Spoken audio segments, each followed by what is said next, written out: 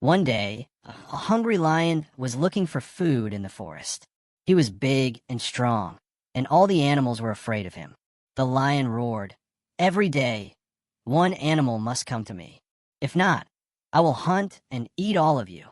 The animals were scared. They decided that each day, one animal would go to the lion. One day, it was the turn of a small, clever rabbit. The rabbit thought, "How can I escape?"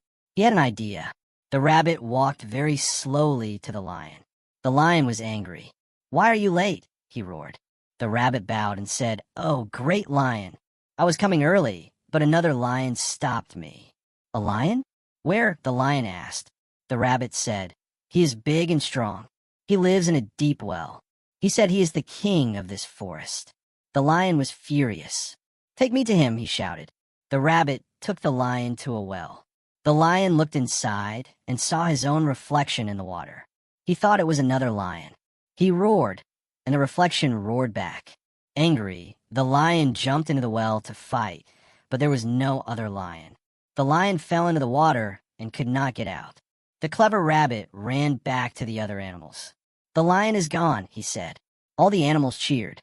The rabbit had saved them all.